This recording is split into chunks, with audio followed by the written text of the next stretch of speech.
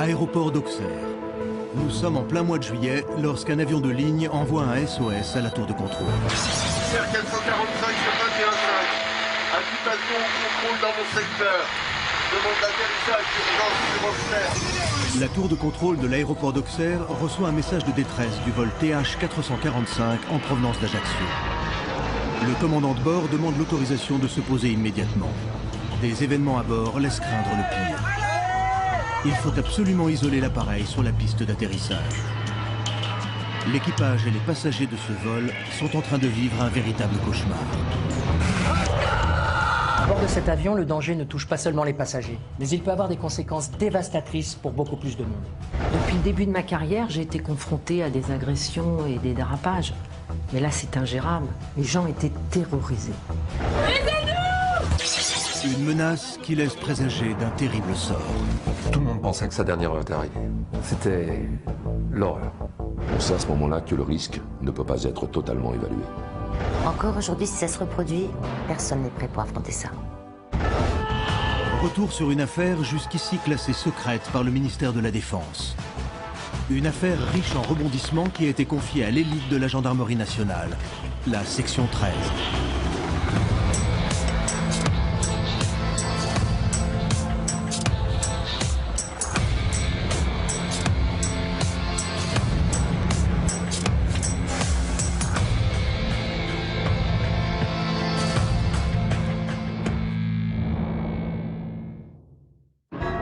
Nous sommes le 3 juillet 2003. Il est 13h44. Le vol TH445 en provenance d'Ajaccio, avec à son bord 127 passagers ainsi que 7 membres d'équipage, lance un appel de détresse enregistré par la tour de contrôle. 25 minutes après avoir décollé, le commandant de bord, Pedro Manuel, a indiqué à la radio qu'une rébellion suivie d'une bagarre qui pourrait s'apparenter à une attaque terroriste a eu lieu en classe affaires. Il a verrouillé sa porte. Et 4 hôtesses et le copilote, restés à l'arrière de l'appareil, ne répondent plus à ses appels. Mayday, Air 445 sur 21.5. Invitation au contrôle dans mon secteur. Demande d'atterrissage d'urgence, je répète. Demande d'atterrissage d'urgence sur Auxerre. Avec assistance.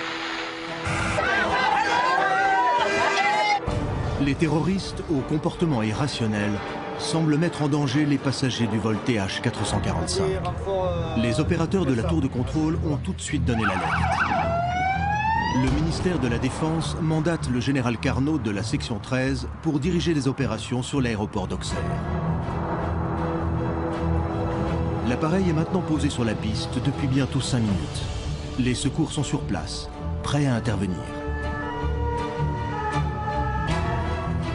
Vu l'ampleur de l'affaire, le général Carnot s'est immédiatement rendu sur place avec les membres de la section d'élite de la gendarmerie française, la section 13. Nous sommes arrivés environ 30 minutes après que l'avion se soit posé sur le tarmac d'Auxerre. Il nous fallait faire vite, car la situation semblait s'aggraver.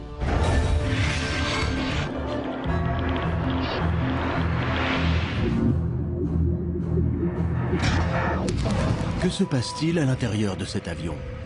Des terroristes sont-ils en train de s'en prendre à l'équipage et aux passagers? Le vol TH445 en provenance d'Ajaccio garde pour le moment son mystère. Je me dirige avec les équipes de télévision vers l'aéroport d'Auxerre.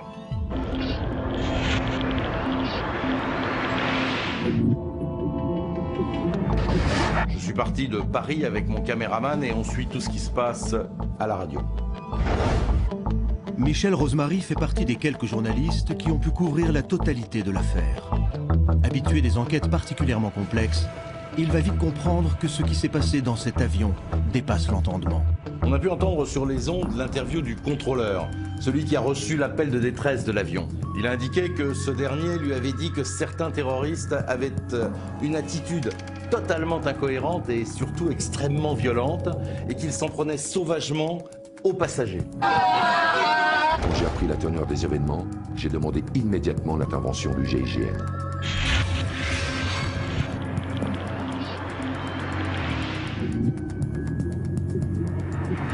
On allait devoir faire face à des terroristes plutôt particuliers, d'après les premières informations. Et je peux vous dire que dans ce cas de figure, je fais appel à des pointures. Le capitaine Brunel de la section 13 va superviser de très près les manœuvres sur le terrain et prend en charge les opérations conduites par les gendarmes du GIGN qui l'attendent à l'aéroport d'Auxerre. J'avais jamais vécu une situation pareille, c'était inimaginable. Un véritable état de guerre. Dans le même temps, le commandant Lournec, spécialiste en psychologie et parapsychologie, organise une cellule de crise d'aide aux victimes avec les premiers secours.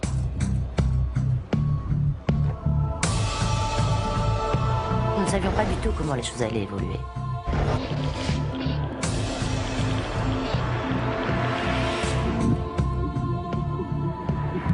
On avait un avion cloué au sol avec potentiellement 127 passagers en danger.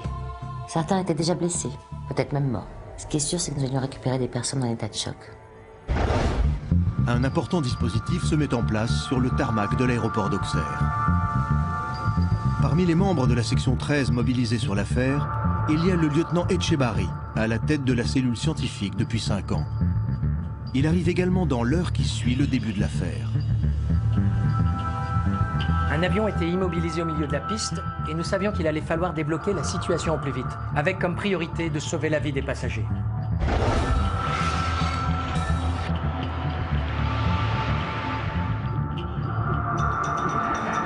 La première chose qu'il nous fallait obtenir en arrivant, c'était un maximum d'informations concernant les événements qui se déroulaient dans cet avion. Les enquêteurs de la section 13 n'ont que très peu d'éléments concernant la nature exacte des événements. D'après le message SOS du commandant de bord, des terroristes fous furieux s'en sont pris aux membres de l'équipage ainsi qu'aux passagers. Mais personne ne sait à cet instant précis ni qui ils sont, ni quelles sont leurs revendications. Avant d'envisager une intervention, il fallait avoir le plus d'éléments possible concernant le nombre exact de terroristes présents à bord et pouvoir les identifier. Il est primordial dans cette situation de pouvoir établir un contact avec les terroristes et éventuellement rentrer en communication pour tenter de négocier. On espère tous que les négociations vont être possibles, parce que face à une prise d'otage, il faut d'abord trouver un terrain d'entente avec les ravisseurs, avec un objectif primordial, c'est de sauver les civils. Le maréchal des logis de l'Orme accompagne alors le capitaine Brunel pour préparer un plan d'assaut au cas où les négociations échoueraient. L'avion est arrêté au milieu de la piste. Les secours sont prêts à intervenir. Aucune porte n'a encore été ouverte. Les escaliers automoteurs ne sont pour l'instant pas autorisés à accéder à l'appareil. Épluchant la liste des 127 passagers, on découvre qu'il y a tout de même 22 enfants. Donc là, on est sur une opération particulièrement risquée. Un assaut, c'est compliqué à gérer. Mais dans cette situation, c'est encore plus délicat. La marge de manœuvre est quasi nulle et c'est extrêmement risqué pour les civils qui peuvent se retrouver au milieu des tirs. 30 minutes après l'atterrissage du vol TH445, une liaison radio va permettre d'en savoir davantage sur ce qui se passe dans cet avion. Le commandant, enfermé dans l'appareil, dialogue par radio avec les services de gendarmerie. Le général Carnot, chef des opérations au sein de la section 13, entre en communication depuis le véhicule d'état-major avec le commandant de bord, Pedro Manuel, à 14h45. Le service vidéo de la section 13 a capté la scène.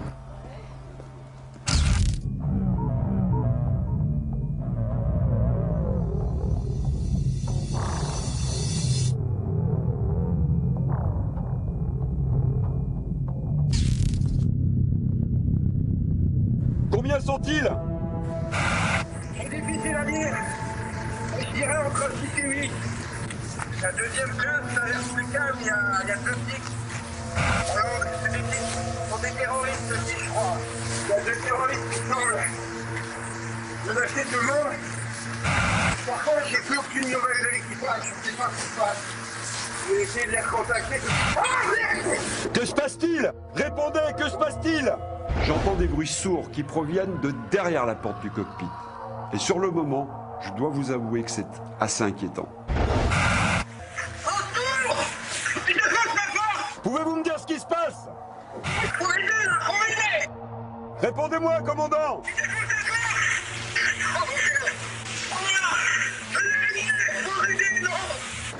Delorme, les snipers, ils ont un visuel ou pas? C'est pas vrai ça, c'est lui qui tire. C'est vraiment une situation cauchemardesque et toutes les chaînes de télévision sont sur place. J'ai vraiment l'impression que c'est en train de très mal tourner dans cet avion. À ce moment-là, nous n'avons évidemment pas accès à la communication entre le général Carnot et le commandant de bord, mais on a entendu plusieurs coups de feu. Et ensuite, on a assisté à cette scène surréaliste. La communication radio devenue impossible indique que le commandant de bord est probablement agressé par un des terroristes. Le pilote semble avoir utilisé un revolver pour se défendre. Mais quelques secondes plus tard, la porte avant s'ouvre et un premier incident mortel va se produire. Les caméras de télévision présentes sur place étaient braquées sur l'avion. Cette porte s'ouvre et on ne voit rien dans un premier temps. Puis mon caméraman me dit alors qu'il distingue au zoom 2 hommes en train de s'empoigner. Sur ces images tournées au moment des faits, on voit subitement apparaître 2 silhouettes. L'une d'elles tombe dans l'encadrement de la porte, la tête dans le vide. Il semble s'agir du commandant Pedro Manuel. Il est malmené par ce qui semble être un terroriste présent dans l'appareil. Soudain, probablement à bout de force, ne trouvant aucune autre solution, il préfère se jeter dans le vide, entraînant dans sa chute son agresseur. Il chute de 6 mètres de haut. Le commandant semble assommé sous le choc contre le tarmac. Puis le terroriste, lui, il se relève et commence à le frapper avec acharnement.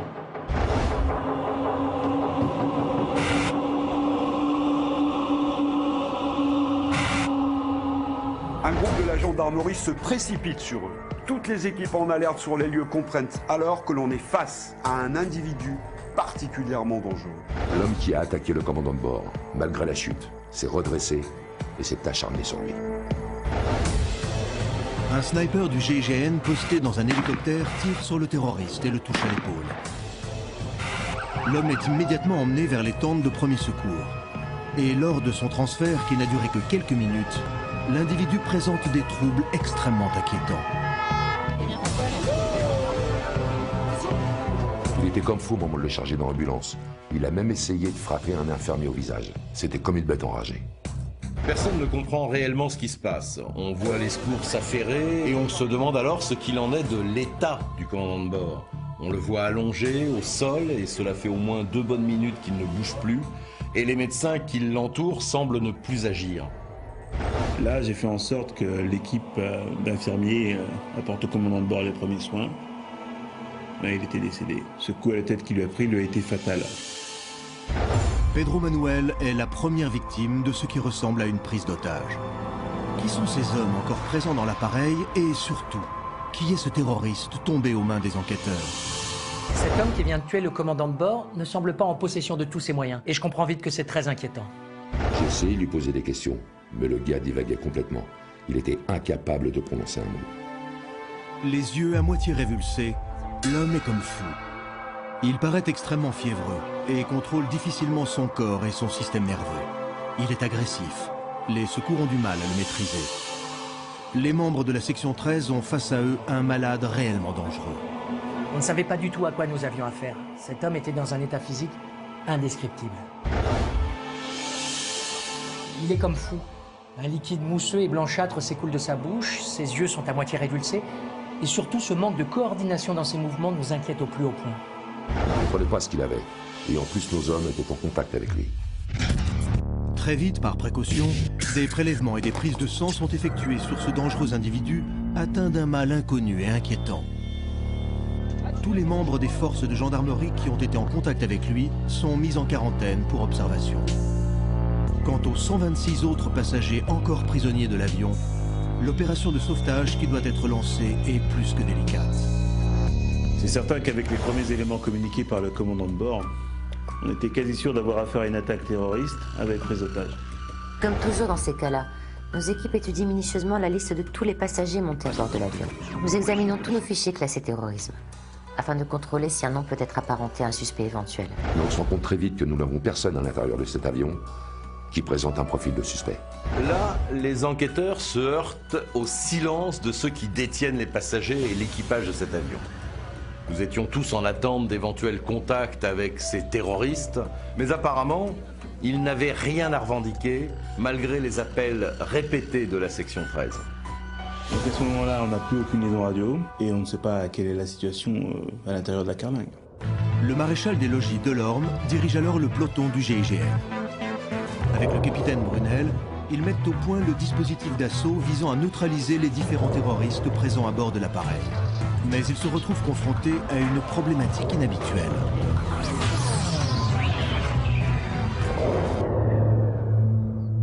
En général, dans ce cas de figure, on trouve sur la liste d'embarquement une piste qui permet de cibler les terroristes.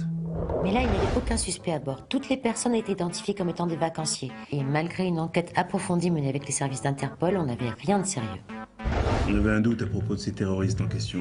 On sentait bien que des négociations allaient difficilement pouvoir se mettre en place. D'autant plus que ce qui nous interpelle dans cette affaire, c'est le silence du commando. En général, les terroristes ont des revendications, des exigences. Mais là, il n'y avait aucune communication possible.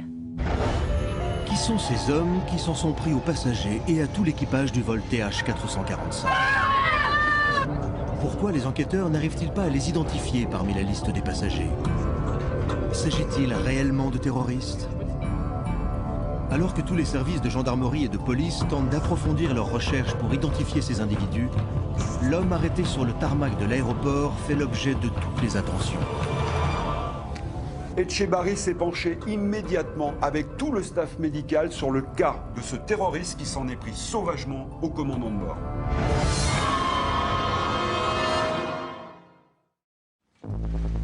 Sous une tente de premier secours dressée sur l'aéroport d'Auxerre, le lieutenant Etchebarri, responsable de la cellule scientifique de la section 13, avec l'assistance de l'équipe médicale, forme l'hypothèse qu'un virus pourrait avoir atteint l'individu.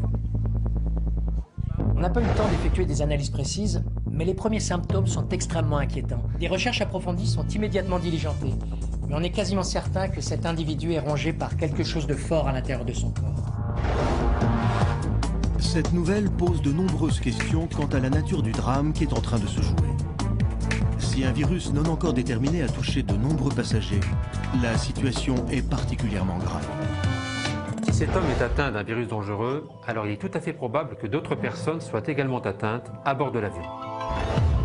L'adjudant Pierre Treskin travaille depuis 5 ans aux côtés du lieutenant Etchebarri. Pour lui, l'affaire prend vite une toute nouvelle tournure. Car si un virus a pu contaminer l'individu qu'ils ont entre les mains, il se pourrait que ce mal soit à l'origine de son comportement. Les symptômes que présente cet homme sont complexes. Forte fièvre, nervosité et stress intense, perte totale du contrôle de son corps, sensation de soif intense, mais vomissement extrême dès qu'il ingère de l'eau. Et en plus, son état se dégrade d'heure en heure. Il semble que son cerveau soit atteint. Et l'individu infecté présente des troubles du comportement et de l'agressivité dus à l'atteinte du système limbique. Et notre patient semblait atteint d'un mal mystérieux qui le mettait dans un état épouvantable. Les enquêteurs de la section 13 vont alors comprendre que cet homme hautement agressif et porteur d'un virus jusqu'ici inconnu n'est pas forcément le terroriste que tout le monde imagine. L'homme qui a attaqué le commandant de bord a été identifié. Il s'appelle Mariusz Ledzinski. Il est bien sur la liste des passagers et il revient d'un séjour en club de vacances en Corse avec sa femme. Cet individu, il n'a pas de casier, il n'est pas fiché et il ne semble appartenir à aucun mouvement terroriste. Le vacancier longue date qui rentre avec sa famille d'un séjour en Corse. L'état de santé de Mariusz Ledzinski s'est considérablement aggravé. Il est entré dans le coma profond. Le virus a déjà totalement altéré son organisme. Son pronostic vital est engagé. Enfin, en clair, je comprends très vite qu'on l'a pris en charge trop tard et qu'il est condamné. Le lieutenant Etchebarri est à ce moment-là persuadé qu'ils n'ont pas affaire à une attaque terroriste. Avec l'adjudant Pierre Treskin, il est l'un des premiers à envisager une toute autre hypothèse quant à l'origine du drame. À ce moment-là, on se dit qu'on est sur un cas bien spécial et que ce qui se passe à bord de cet avion n'est probablement pas un acte terroriste. Enfin, disons, tel qu'on l'entend habituellement. La question que tout le monde se pose, c'est quel est ce virus et d'où vient-il? Il allait falloir identifier tous les passagers et surtout leur provenance. Là, une course contre la montre est engagée. Nous n'avons pas droit à l'erreur ni au moindre doute. Il faut réagir très vite. Il est maintenant 15h45. La porte de l'avion est restée ouverte et aucun passager ne s'est manifesté. S'agit-il réellement d'une attaque terroriste? Ce virus dangereux rendant particulièrement agressif toute personne qui en serait atteinte, pourrait-il être la cause de cette situation? L'organisation des secours s'est déroulée en un temps record. Nous devions au plus vite nous apprêter à prendre en charge tous les passagers et surtout en évitant tout contact avec l'extérieur, comme le personnel de l'aéroport. Nous avons mis en place un hôpital de campagne avec tout ce que cela comporte. Les tentes de secours d'urgence ainsi que 130 lits sont acheminés sur l'aéroport d'Auxerre. De nombreux véhicules de secours, des infirmiers ainsi que des virologues spécialistes en maladies contagieuses arrivent sur place. Un plan d'alerte maximale est mis en place par les membres de la section 13. Le général Carnot était en liaison constante avec le ministère de l'Intérieur et avant 16 heures, tout était prêt pour l'assaut. Nous avions tous en tête la sécurité des passagers. L'objectif, c'était d'atteindre la porte avant de l'appareil à l'aide d'un camion escalator afin d'avoir un premier visuel sur l'intérieur de l'avion. Voici 1h30 que le vol TH445 en provenance d'Ajaccio, comptant à son bord 127 passagers, 4 hôtesses et le copilote, est cloué sur le tarmac de l'aéroport d'Auxerre. Après le décès du commandant de bord, Pedro Manuel, attaqué par le passager Mariusz Ledinski, la situation est toujours bloquée. Les tentatives de communication par radio ne donnent rien. Il reste 126 passagers à bord. La porte avant est restée ouverte. Les membres du GIGN vont pouvoir intervenir. Toutes les chaînes de télévision étaient suspendues aux événements qui se déroulaient en direct sur le tarmac. Les organes de presse étaient tous réunis devant cette situation absolument démente. Et là, on a vu les hommes du GIGN commencer leur approche de l'avion. Après 4 heures de négociation, l'assaut est donné. Il va durer 20 minutes. Les forces du GIGN ont pris d'assaut l'appareil vers 17h15. Alors que les caméras de télévision sont braquées sur l'assaut du GIGN en cours, un incroyable rebondissement va faire stopper l'opération. Tout d'un coup, on voit une personne faire des grands signes depuis la porte ouverte. Et là, évidemment, on stoppe tout de suite l'opération. Un véhicule de la section 13 s'approche alors de l'avion.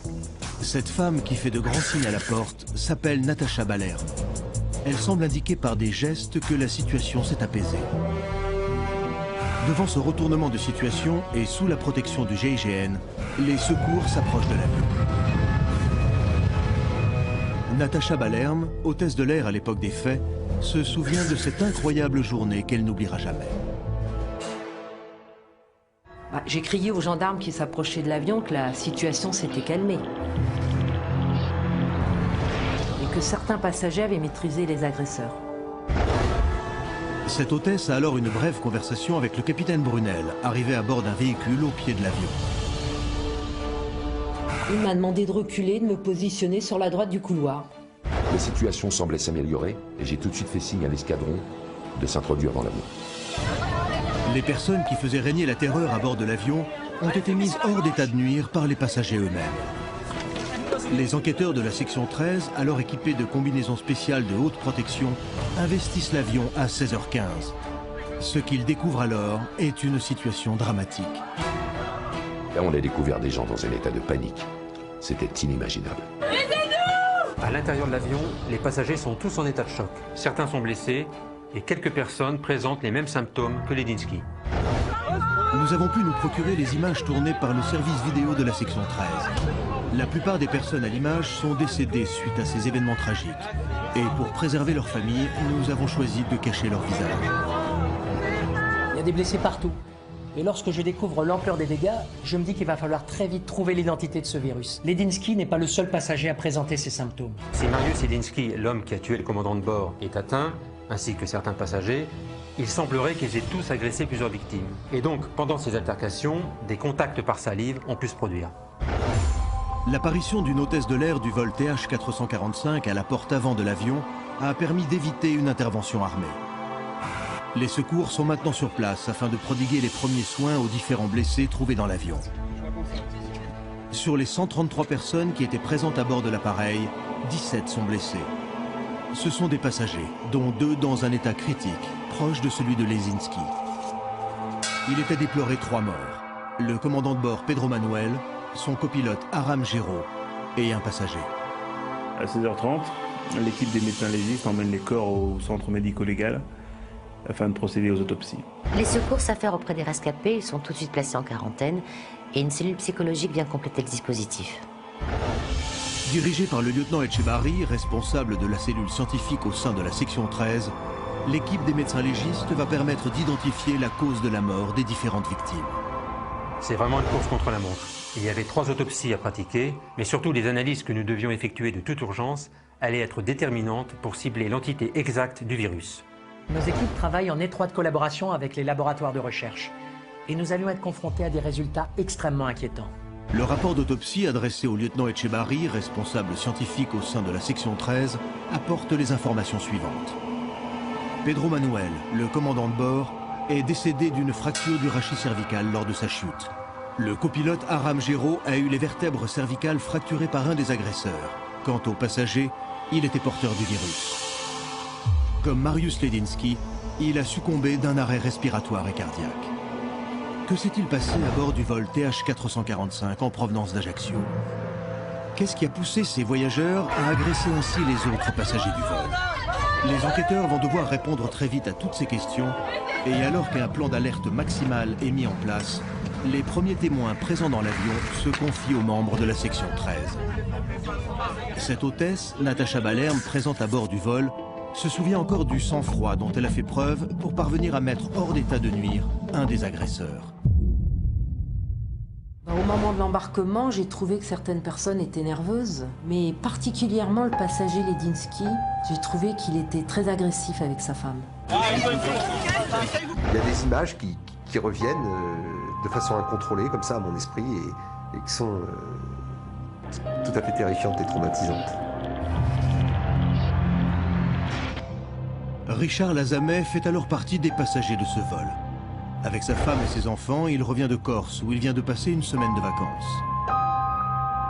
Il a accepté de revenir avec nous sur ce terrible drame et se rappelle en détail du comportement très étrange du passager Mariusz Ledinski. Ce mec s'est assis dans la rangée juste devant moi et il gueulait des trucs incompréhensibles. Et puis il insistait pour aller aux toilettes alors qu'elles étaient inaccessibles. Je lui ai dit de se calmer et un autre passager s'est levé en lui demandant s'il avait un problème. Et le gars s'est mis à tousser, à ne plus pouvoir respirer et après il s'est rassis. Au bout de 10 minutes de vol, il a recommencé son cirque. Il s'est levé, il est allé s'enfermer aux toilettes. Après un quart d'heure, il n'était toujours pas sorti. Tout le monde se demandait un petit peu parce qu'on l'entendait hurler à travers la cloison des toilettes. Là, j'ai prévenu le commandant de bord qu'il y avait un passager qui avait un grave malaise dans les toilettes. Et c'est Aram, le copilote, qui est venu me voir. Je me souviens que le copilote est venu tambouriner à la porte des toilettes en le priant d'ouvrir sur le champ. Monsieur Ledinski est sorti brusquement des toilettes, il a frappé le copilote, il a plaqué au sol, il l'a tabassé. Et là, c'était la panique dans l'avion. Le sœur est complètement hystérique. Il ne semble pas se contrôler. Après avoir tué le copilote, il se tape violemment la tête dans une cloison de l'appareil. Là, j'ai une collègue qui est arrivée avec une bombe lacrymogène. Elle a aspergé Monsieur Ledinski et il s'est écroulé au sol de douleur. D'autres passagers se sont levés, ils ont essayé de maîtriser Ledinski, sauf qu'il y avait deux types qui étaient assis à l'arrière de l'appareil qui ont commencé à se tabasser l'un l'autre. C'était un vrai cauchemar. Il y a des passagers qui ont commencé à se bagarrer dans le fond de l'avion et les autres, excédés par leur comportement, en sont venus aux mains. La situation a totalement dégénéré. Avec quelques passagers, on essayait de protéger nos enfants qui étaient littéralement terrifiés par ce qu'ils voyaient. Et c'est à ce moment-là que les bagarres se sont amplifiées à l'arrière de l'appareil. Là, j'ai entendu ma collègue crier, je me suis précipitée. J'ai vu une femme blessée, un homme couvert de sang qui s'est relevé. Il a frappé ma collègue, il titubait, il vomissait, comme s'il était sous l'emprise d'une drogue. Et là, je me suis précipitée sur le téléphone pour appeler le commandant de bord. Et puis l'avion a commencé brutalement sa descente. Du coup, les agresseurs qui étaient debout ont été obligés de se cramponner, tellement ça descendait vite. Et puis on s'est posé, et là, les bagarres ont recommencé à nouveau. Et je me rappelle qu'avec quelques passagers, on a réussi à saisir des chariots repas pour se protéger à l'arrière de l'appareil. Là, ils étaient 9 au total à s'en prendre à tout le monde. Ils se sont dirigés vers la cabine de pilotage, et là, Ledinski a réussi à casser la porte du cockpit. Le commandant de bord a essayé de tenir en respect les agresseurs avec un revolver. Il a tiré 3 fois, mais Ledinski s'est jeté sur lui.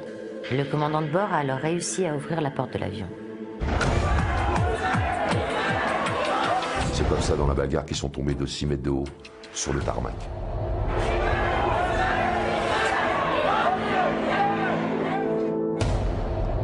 Parmi les personnes présentes dans l'avion ce jour-là, Certaines diront dans leur déposition avoir vu un père frapper son propre fils.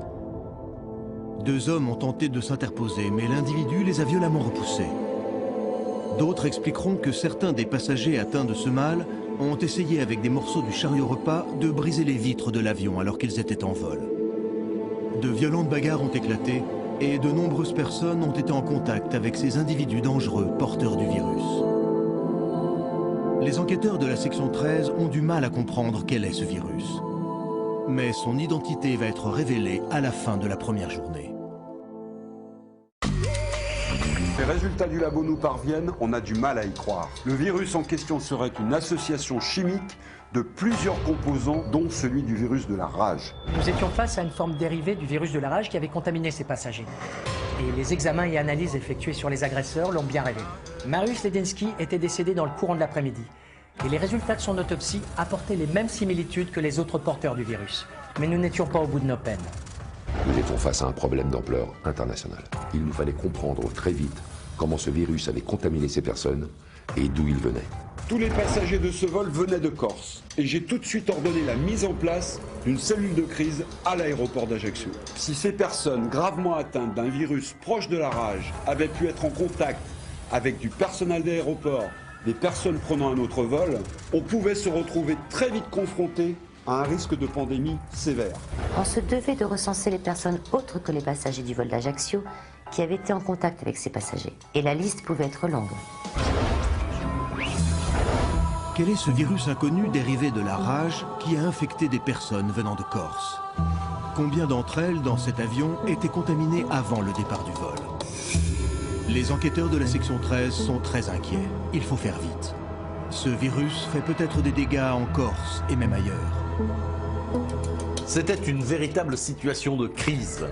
Les ministères à la fois de l'Intérieur et des Affaires étrangères décident de lancer un communiqué à toutes les instances internationales faisant état d'une possible vague épidémiologique.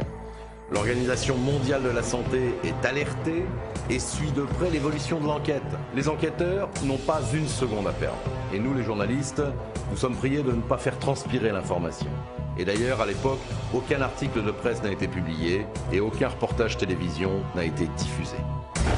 Depuis le début de cette terrible affaire, les enquêteurs de la section 13 doivent impérativement régler le problème très présent de la contamination de toutes les personnes ayant eu un contact avec les passagers du vol TH445 en provenance d'Ajaccio.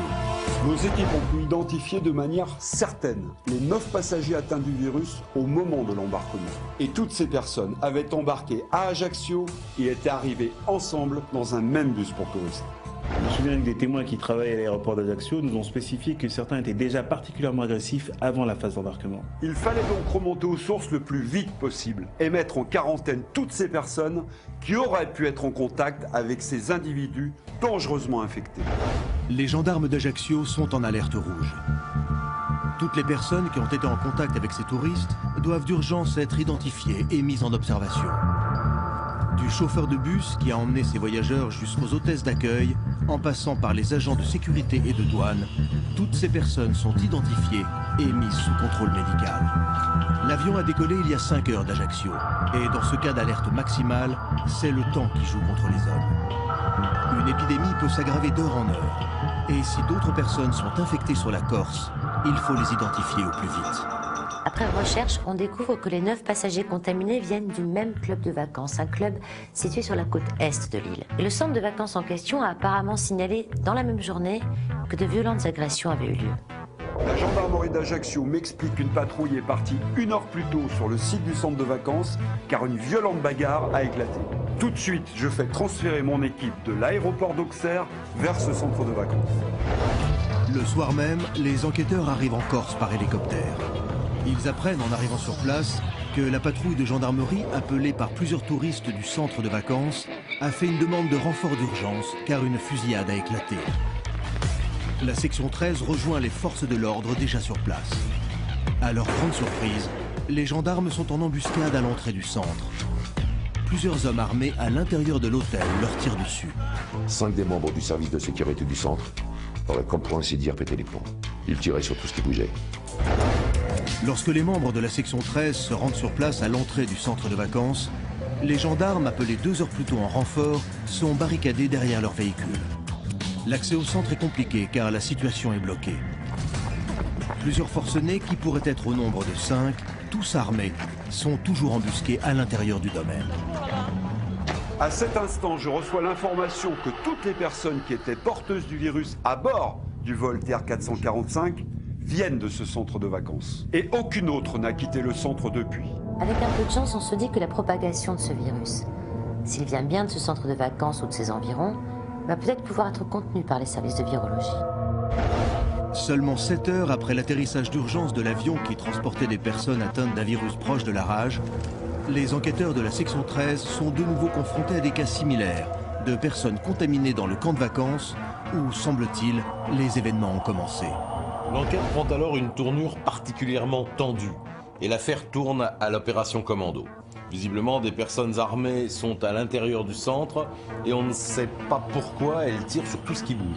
Nous, les journalistes, on est mis en retrait, mais malgré tout, on a une idée de la gravité de la situation, car les coups de feu échangés ont été extrêmement nombreux ce soir-là. Il fallait impérativement que toutes les personnes qui étaient encore vivantes dans ce centre soient prises en charge, car ce virus, qui s'apparente à la rage, doit être maîtrisé avant les premiers symptômes, sinon on risque un décès dans les 5 jours qui suivent. Nous donnons ordre à toutes les brigades de gendarmerie disponibles de venir renforcer le dispositif mis en place à l'entrée du club de vacances. Un peloton du GIGN est arrivé sur place et en l'espace de 10 minutes, un assaut a été lancé pour neutraliser les tireurs embusqués. Toutes les forces de gendarmerie encerclent les lieux. Il faut agir vite. Les touristes se sont barricadés dans leur chambre du premier étage et des tirs se font entendre. Le service vidéo de la section 13 suit les opérations. Nous avons pu obtenir ces images inédites. À 20h45, le capitaine Brunel et les hommes du GIGN investissent la partie sud du bâtiment, côté plage. Il fallait atteindre le poste de sécurité du club. C'était là-bas que l'on avait repéré 2 tireurs embusqués. Équipés de masques de protection, le capitaine Brunel et ses hommes essaient d'atteindre le poste situé dans les sous-sols de l'hôtel.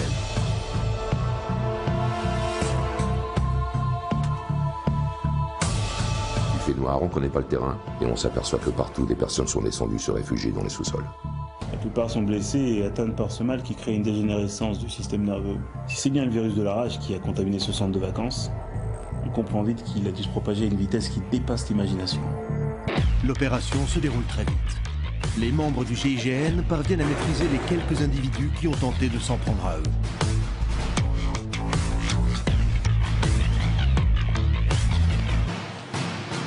Le premier tireur a été très vite mis hors d'état de nuire. Il marchait en titubant avec son arme au poing, en tirant dans tous les sens.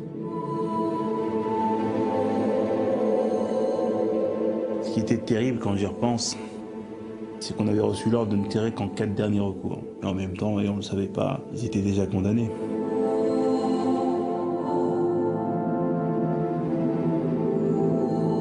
Les hommes ramenaient les blessés les uns derrière les autres. Et tous quasiment avaient déjà déclaré les premiers symptômes.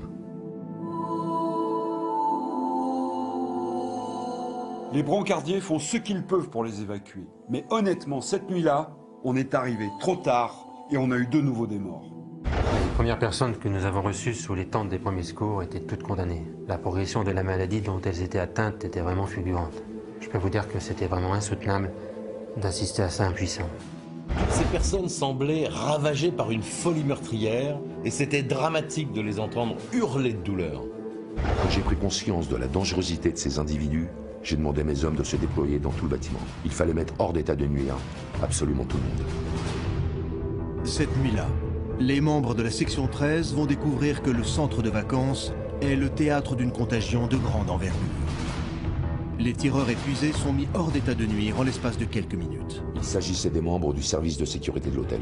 D'après les médecins qui les ont vus, aussitôt interceptés, ils étaient atteints par le virus et avaient littéralement pété un plomb. Atteints de démence, ils sont allés chercher leurs armes et ils se sont mis à semer la terreur dans le club de vacances. Ces types-là avaient totalement perdu la raison et leur système nerveux avait été sévèrement atteint. Sur les images des caméras de la cellule vidéo de la section 13, on les voit déambuler, sans savoir où aller. On a l'impression qu'ils sont profondément choqués et atteints de ce mal qui rend leur démarche absolument chaotique. La majorité des personnes qui passaient leurs vacances en Corse ont été sauvées. Mais les membres de la section 13 auront à dénombrer 10 victimes, toutes décédées, suite à des symptômes trop avancés. Quel type de virus a-t-il pu ainsi provoquer la mort de 14 personnes cet été 2003? À Paris, la cellule scientifique dirigée par le lieutenant Etchebarri, en collaboration avec les laboratoires concernés, a réussi à identifier cette mutation du virus de la rage. Et les résultats de leurs recherches vont relancer la piste tant redoutée, l'acte terroriste. Ce virus hybride que l'on a appelé H1Z1 est en réalité un mélange de grippe et de rage capable de faire de nombreuses victimes. Elles auraient la capacité de contaminer les autres par simple contact. Et en plus, c'est un virus qui a des possibilités d'évoluer. L'exposition à divers produits chimiques, la chaleur, le froid, la sécheresse, l'humidité et aussi l'intensité des rayons ultraviolets peuvent provoquer des mutations. Le lieutenant Etchebarri explique alors à ses collègues que ce virus H1Z1 incube à l'intérieur du corps, seulement quelques heures avant de déclencher des symptômes particulièrement violents. Après avoir été inoculé, le virus va commencer à se multiplier à son point d'entrée dans le tissu musculaire. Puis il pénètre ensuite les terminaisons nerveuses des neurones, rendant l'individu porteur extrêmement dangereux.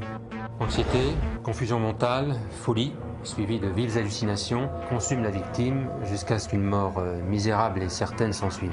Mais dans ce cas de figure, l'association avec le virus supposé de la grippe le rend beaucoup plus efficace et contagieux au plus haut niveau. La mutation et l'association des différents virus multiplient sa force de contamination et de développement. Tous les critères jusqu'alors établis se retrouvent complètement remis en question. Nous sommes face à une contagion tout à fait effroyable. J'ai terminé ma démonstration en expliquant aux autres membres de l'équipe que si nos analyses étaient bonnes, on était face à un virus inconnu. Synthèse d'un virus de la grippe encore à déterminer et d'un virus de la rage. Et ce type de virus ne peut être fabriqué que par l'homme en laboratoire. Donc si on ne se trompait pas, on pouvait alors parler d'attaque bactériologique. Les conclusions du laboratoire du lieutenant Etchebarri sont effrayantes. Des hommes sont à l'origine de l'existence de ce virus. Et tout porte à croire qu'il a été créé en laboratoire. La piste terroriste, qui n'avait pas été totalement écartée, est alors de nouveau relancée. Évidemment, les enquêteurs de la section 13 se demandent alors qui pourrait lancer et financer un projet de bio-ingénierie tel que celui-là. Un laboratoire militaire de guerre biologique, toutes les pistes sont envisageables et l'affaire devient très vite une affaire d'État qui, jusqu'alors, a été classée secret défense. Au bout de 4 jours, l'état d'alerte général est levé. Aucun cas de contamination n'est recensé dans le monde. Et le virus H1Z1, qui a fait rage en Corse, semble ne pas avoir contaminé d'autres personnes, en dehors des passagers de l'avion, des gendarmes, ainsi que les nombreux touristes présents dans le club de vacances. Comment les passagers du vol TH445 et les résidents de ce club de vacances ont-ils pu être contaminés par ce virus hybride? Quelle en est son origine? Les enquêteurs de la section 13 vont devoir exploiter toute nouvelle piste susceptible d'apporter des éléments de réponse dans cette affaire hors du commun. Les membres de la section 13 vont alors passer plusieurs jours d'enquête à décortiquer tous les événements des jours et des semaines qui ont précédé la contamination. Le centre de vacances va alors devenir le théâtre de minutieuses investigations pour tenter de déterminer l'origine du virus. De nombreuses hypothèses sont envisageables et les chances de trouver la source de ce qui aurait pu s'avérer être une dangereuse épidémie sont faibles. Mais 5 jours après les faits, un élément va permettre aux enquêteurs de la section 13 de se mettre sur une nouvelle piste. Devant l'ampleur du problème, on ne se faisait guère d'illusions quant aux probabilités de découvrir l'origine de cet attentat bactériologique. Et là, je dois bien le dire, on a eu un véritable coup de pouce du destin. 5 jours après le drame, les enquêteurs restés sur place à l'intérieur de l'hôtel vont se rendre compte qu'ils sont épiés. C'est le commandant Lournec, responsable de la cellule psychologique d'aide aux victimes, qui va remarquer quelque chose de singulièrement étrange. Mon regard a été attiré par une des caméras de surveillance de l'hôtel. Elle était en mouvement et ça m'a tout de suite interpellé. Le club de vacances est équipé d'un réseau de caméras de surveillance, toutes reliées au poste de sécurité. Intrigué, le commandant Lournec se demande qui pouvait piloter ainsi les caméras sur le site de l'hôtel. Sur le coup, j'ai pensé en fait au capitaine Brunel et je me suis dit qu'il avait dû donner l'ordre de mettre le bâtiment en surveillance continue. Lorsque le commandant Lournec nous a fait part de ses constatations, je lui ai dit que nous n'étions pas au poste de surveillance. Une ou plusieurs personnes ont donc le contrôle de tout l'équipement de vidéosurveillance et sont en train d'épier tout ce qui se passe à l'intérieur de l'hôtel et aux alentours. on a étudié tous les plans des dispositifs de sécurité de l'établissement et mis au clair ce système de pilotage de caméra. Les membres de la section 13 entrevoient une nouvelle piste dans cette enquête extrêmement délicate. Pourquoi ce centre de vacances est-il sous surveillance externe? Et par qui? Une cellule d'investigation se constitue en toute discrétion. Il faut trouver où se cachent les observateurs. L'installation est étudiée et on constate que la portée Wi-Fi des caméras ne dépasse pas les 2 km² autour de l'hôtel. Pour les enquêteurs de la section 13, il est évident que cette surveillance de l'établissement et de ses environs est impossible de l'extérieur. Si quelqu'un parvient à manipuler ces caméras, il se trouve très probablement à l'intérieur de l'hôtel. Les plans du domaine sont alors soigneusement étudiés et un emplacement spécifique intrigue les enquêteurs. Il y a sous la piscine de l'hôtel une pièce dissimulée que l'on peut très difficilement atteindre. Il s'agit de l'ancienne chaufferie qui a été en partie murée lors de la rénovation de l'hôtel il y a 5 ans. C'était une pièce qui ne servait plus. L'hôtel avait été rénové et les propriétaires avaient en partie condamné ce local. Un microcanon a été mis en place pour vérifier si les sons ne viennent pas de cette chaufferie. Et grâce au micro, on a capté une conversation. 2 hommes qui parlent en français, à voix basse. Et là, on comprend qu'il y a des personnes dans cette pièce mystérieuse et qu'on a visé juste, si j'ose dire. L'ordre est donné au capitaine Brunel et ses hommes d'arrêter les 2 suspects cachés sous la piscine. Et on va comprendre rapidement comment toute cette affaire a commencé. Le capitaine Brunel et ses hommes se glissent dans le conduit qui mène à la pièce. Et en l'espace de quelques minutes, les 2 hommes sont arrêtés et identifiés. Il s'agit de 2 Français, Hervé Matosani et Laurent Bastien. Employés saisonniers du club, ils ne faisaient jamais parler d'eux. Et leur travail était de bonne qualité. Pourtant, ce sont eux qui pilotaient les caméras de surveillance et enregistraient des rapports vidéo et écrits depuis bientôt 2 semaines sur le site. L'arrestation de ces 2 suspects va faire considérablement progresser l'enquête. La section 13 va mettre à jour le scénario de leur plan machiavélique. Les 2 hommes, installés depuis 3 semaines dans ce local de l'ancienne chaufferie de l'hôtel, ont mis en place une opération terroriste. Ils filmaient tout. Ils enregistraient les retours des caméras de surveillance et observaient ainsi la façon dont l'épidémie se propageait. Tout était consigné. Nous avons retrouvé sur place des cahiers où ils notaient tout ce qui se passait. Sur les nombreux enregistrements des caméras de télésurveillance pilotées par les 2 suspects, la première vidéo est particulièrement explicite. On y voit Hervé Matosani, habillé en garçon d'hôtel, s'approcher de Marius Ledinski et de 3 autres touristes, avec un plateau de cocktail. Ils boivent tous le cocktail offert par le terroriste et un rapport informatique très explicite écrit par Matosani est stocké dans un ordinateur. Les 2 hommes ont contaminé les touristes et se sont lancés dans une séance d'observation expérimentale. C'était de toute évidence une opération de grande envergure qui, si elle avait réussi, pouvait engendrer une pandémie mondiale et provoquer la mort de plusieurs milliers d'individus.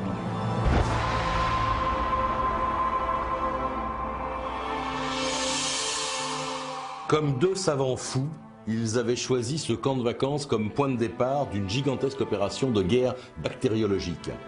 Le centre de vacances abritait 27 nationalités différentes, les États-Unis et l'Europe étaient totalement couverts, et si les touristes étaient rentrés chez eux, le monde entier aurait pu faire face à une véritable pandémie. Ces 2 ingénieurs chimistes travaillaient en France dans un grand laboratoire pharmaceutique. Ils ont pris un congé d'1 an pour aller faire le tour du monde. C'est la raison invoquée auprès de leur employeur. En réalité, ils étaient partis dans une contrée dont nous tairons le nom, au sein d'un laboratoire clandestin, pour mettre au point un virus permettant d'anéantir les populations. Tous leurs contacts et familles sont mis sur écoute. Leurs domiciles sont fouillés, afin de retrouver où et comment ils fabriquent le virus. Les bâtiments et les alentours du club sont fouillés, et toutes les équipes de gendarmerie participent à ces recherches. Dans la chambre qu'ils occupaient dans le club, ils avaient caché une réserve de produits viraux qu'ils utilisaient à titre expérimental. D'importantes sommes d'argent ont été versées sur des comptes bancaires cachés appartenant aux 2 suspects. Cette affaire révèle le danger que représente une guerre bactériologique. Silencieuse et absolument invisible, elle peut agir partout sans que personne ne s'en aperçoive. Aucun État n'est à l'abri de ce genre d'attaque. Les commanditaires de cette action terroriste n'ont pu à ce jour être identifiés. L'origine du virus vient d'un laboratoire caché quelque part sur la planète qui n'a jamais pu être découvert. Cette affaire restera toujours gravée dans nos mémoires. Le bilan est très lourd et les victimes très nombreuses. Et dans cette enquête, nous avons frôlé une catastrophe sans nom. L'affaire n'a jamais été classée et les gouvernements sont plus que jamais sur leur garde. Les recherches se poursuivent dans le monde entier et grâce aux efforts conjugués des services secrets de différentes nations, un bon nombre de laboratoires clandestins a déjà été détruit. Mais c'est une surveillance de tous les instants et le risque est toujours présent. Au début de l'année 2014, un homme s'est présenté dans un hôpital de Nice. Il était atteint du virus de la rage.